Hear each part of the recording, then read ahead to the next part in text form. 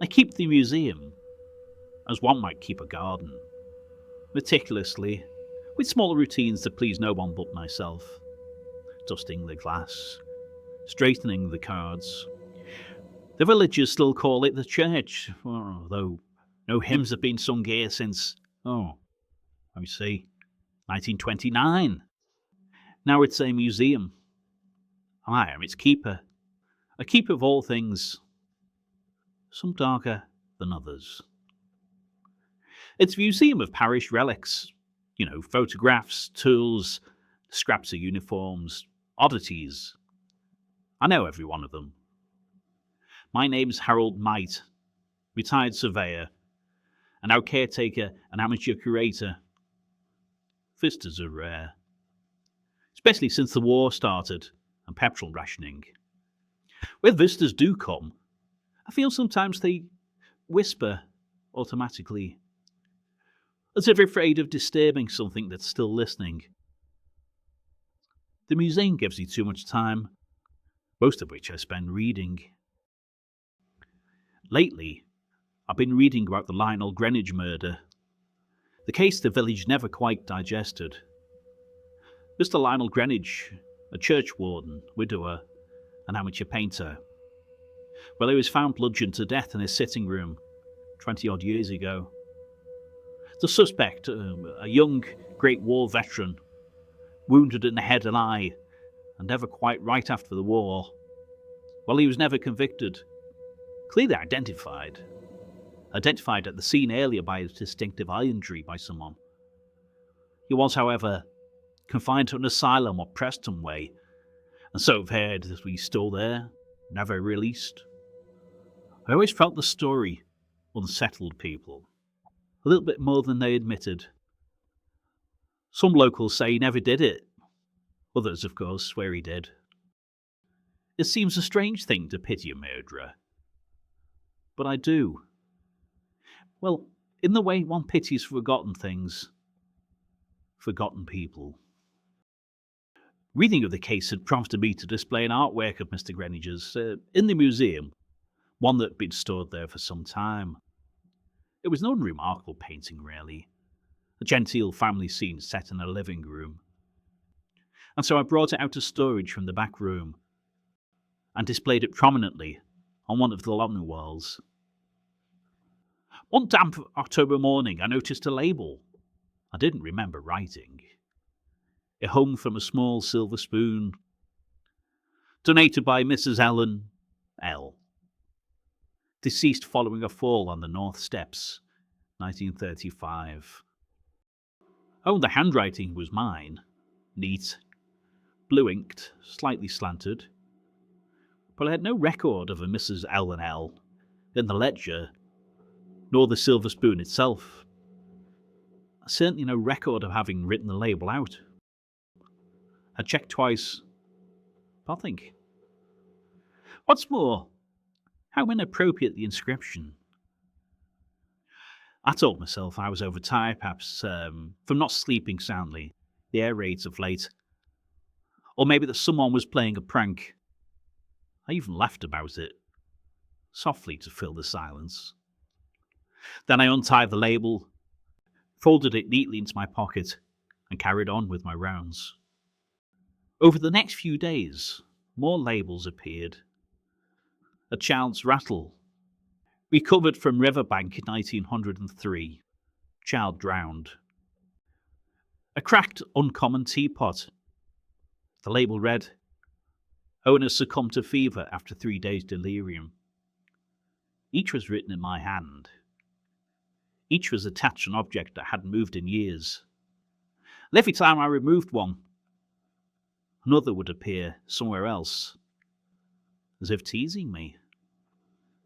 The air began to feel thick, heavy with a sense I couldn't quite place. Not dust, not damp. Something faintly odd. I wondered if I was becoming forgetful.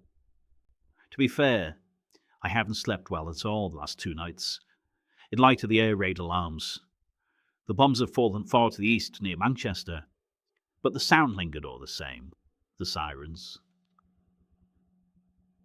There was one exhibit that had made me uneasy even before all this started to occur.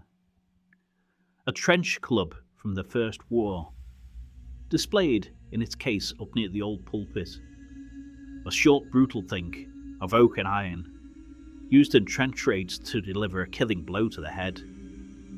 It had been found in a barn years ago, after the Great War, donated by one of the local families. One afternoon, a visiting historian stopped by the museum. He was the sort of man who spoke in half whispers, as if his words might somehow unsettle the objects. An odd man. I never really took to him. He leaned towards the glass and said, "These were used in night raids, between opposing trenches." As if I didn't know. Some soldiers couldn't let go of the habit, you know. Killing. Violence doesn't always end when the war does. I nodded politely. But before I could reply, "That's odd," he murmured, rather grim. I turned. "Another label." He read it aloud. "Recovered from the river bank. 1928. Child drowned." Well, I hadn't written it. I was certain of that. The man gave a strained laugh. "Bit inappropriate, don't you think?" he said, and then left, as though the air itself had grown uncomfortable. It was that, of course, inappropriate. That night, I dreamt of crouching figures in mud, faces half lit, whispering in voices full of breath, but not language. The smell of wet wood and cold clay lingered even after I woke. By morning, I'd made up my mind. The club had to go. That afternoon, as I prepared to pack it away, I noticed a small envelope tucked behind the display case. Brittle paper, sealed with an old adhesive. Inside were photographs. Police photographs. The Lionel Greenwich crime scene, the scattered papers, the rug darkened where the blood had flowed. I recognised it at once. I'd seen some of the images years ago in an old newspaper clipping, though these were closer, more intimate, almost irreverent in how they framed the details. Absolutely ghastly, if I'm honest. The museum felt different afterwards, as if the presence of all the exhibits had somehow deepened in significance somehow. Still, I packed the club carefully, wrapped in brown paper, and walked it through the Friday night fog and the early evening blackout to the donor's house, the Crowthorne family, just off Church Lane. Mrs. Crowthorne received it at the door, her eyes sharp and pale. I thanked her for its loan and explained that I was returning it because a rearrangement of space within the museum meant some exhibits could no longer be displayed. She seemed to readily accept my lie of explanation. As I walked home, I couldn't shake the sense of being watched. Not by anyone alive, but by the memory of the thing itself.